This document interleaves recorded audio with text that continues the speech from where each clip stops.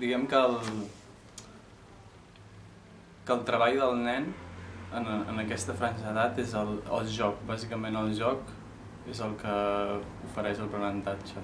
Per mi el valor fonamental és connectar amb un mateix, no?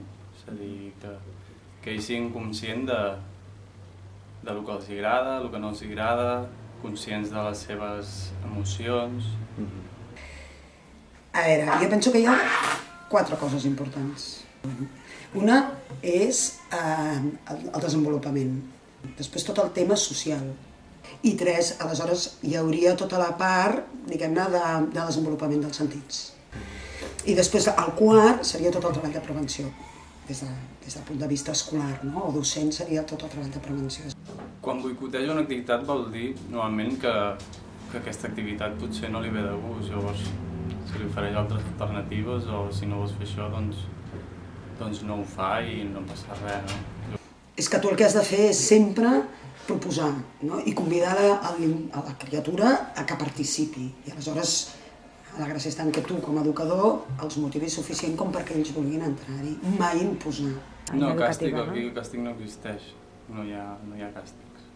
Es pot fer o tu intervenir i pagar-los la bronca i no sé què, he castigat i això no es fa i pam, pam, pam, o fer-los veure tots dos, a un dir-li a mi això no m'ha agradat i a l'altre dir-li mira com està l'altre, reconèixer, identificar que aquella acció li ha provocat un malestar, una tristesa. I normalment per quin opteu dels dos? Per el segon, evidentment, sempre com a mètode fem servir aquest. Alegria.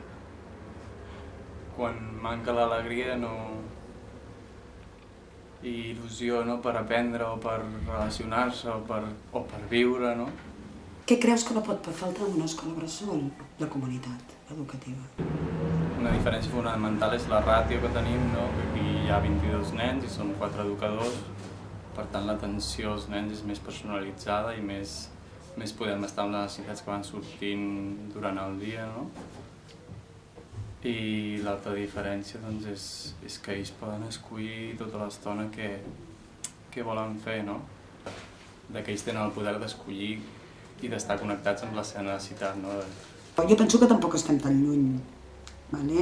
Podem canviar la manera, no? A veure, com t'ho diria? La manera d'expressar-ho, el que seria la metodologia, no? Però en el fons, els valors, els objectius bàsics, penso que no estem tan lluny. Un hàndicap pot ser la implicació dels pares, no? I la implicació dels pares és fonamental, en qüestió d'energia i temps, no? També n'hi hauria el hàndicap econòmic, no? Que aquí els pares paguen una quota mensual, cosa que una escola pública no paguen, no?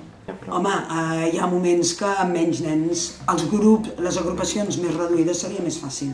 Sobretot en el moment que has d'atendre'ls amb el que seria la seva part més de necessitats bàsiques, l'alimentació i el descans, i el canvi i la higiene, perquè clar, et falten mans.